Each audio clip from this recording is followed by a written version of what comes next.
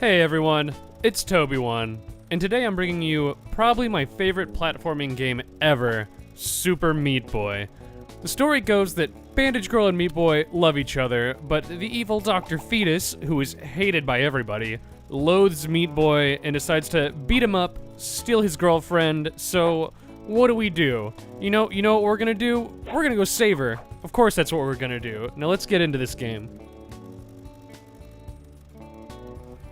Now, this game is broken up into multiple worlds, with each world having about 20 levels to it, so there's a lot like, like old school Mario games where you'd have like World 1-1, 1-2, 1-3, and so on. The levels range from having you do simple platforming puzzles, to later in the game having monsters, missile launchers, all sorts of craziness that is completely out to kill you to make your life a living hell.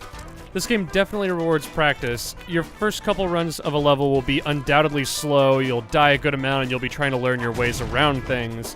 But by the time you get used to stuff, you're going to be holding down the run button constantly and just trying to beat the par time by as much as possible.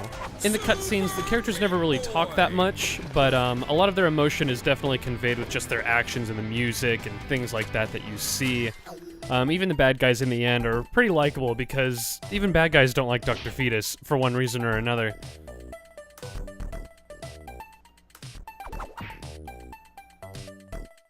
Now, the art style in this game uses tons of thick outlines, very cartoony, and it very frequently pays respects to a lot of old school art styles with like mobile games like Game Boy and things like that. Now, the music here isn't bad by any means, but it does very easily get drowned out by the game sounds. I mean, you're playing a boy made of meat, so the sounds of meat hitting the walls is kind of very, very in the forefront, and the music can kind of fall behind that to the sounds of, like, Meat Boy moving around, the saws, the missiles. The only times you really hear the music and you get to kind of enjoy it are the cutscenes, because they're not talking, all you have are what the characters are physically doing and the music. And it's good. It's just kind of, I don't know, it's just kind of in the background. It's not really as in the forefront as a game like Curse of the Necro Dancer, or Crypt of the Necro Dancer, but that makes sense, because that game is completely revolving around the idea of the music. Now the big question, is it fun? Now, this game is very challenging, especially when you return to the previous worlds to beat the dark versions of each level. Luckily though, respawns are quick, so you can usually bust out a lot of attempts without having to go through a whole, like, you've died screen. Now, this is definitely geared towards those that like a challenge. But that being said, beating each level isn't the hardest part. You can usually get through this game pretty easily. The later levels might give you a little trouble, but the real challenge comes from trying to get an A+ ranking on all these levels. Between that and collecting the bandages that allow you to actually unlock different playable characters, if you go for that, that's when this game is actually going to be really hard.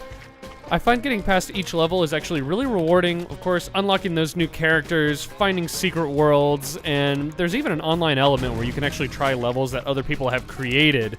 So you're definitely getting your money's worth here, and I often find myself coming back to this game every once in a while to try to beat my old records and see what other people have created. Now, like I said, there are a good amount of other characters you can play in this game as well. Most of them are going to be from other indie games. So right here we have Commander Video from a game called Bit Trip Runner. We have Gish, which is a boss that was from, Binding of Isaac. You have other things like the guy from I Want to Be the Guy, and I think on PS4, it might be on all the games actually, you can even play the character from Minecraft if you wanted to. And he's pretty useful. He can, like, place blocks down, kind of cheating, but you can go that way if you want to. Each one, of course, plays a little bit different, and changing characters can really make a hard level easy, or like vice versa if you want to give yourself a challenge. Some are a little hard to handle. And one of my favorite little extras in this game is that once you finally do beat a level, it will do a replay of you beating it, but with every one of your failed attempts playing the game at the exact same time. So this can be really intense if you've, like, died 50 times, you watch that replay, there's going to be one that wins and 49 that you get to watch die all around the same time from different things. It is really entertaining to watch the different things that you've done. Alright, so final verdict. If you're looking for a game that gives you a lot of bang for your buck, I would say look no further. The story in this game is great. They convey so much without actual like voice actors in this. Gameplay is extremely challenging, especially if you go back and replay Dark World levels. And there is a very high level of replayability. All the secret levels, all the collectibles to get the other characters. This game holds a very special place in my heart. I've been very happy to bring this game to you guys. I've been playing this. It's been out for quite some time, actually. But, you know, I wanted to make this just in case people hadn't seen it. Try to get a few more people playing this game, because it is one of my favorites. Guys, as always, I've been TobyWan. Like, comment, and subscribe. Tell me what you like and what you didn't. And I will see you next time. I'm going to go back and play some more Super Meat Boy.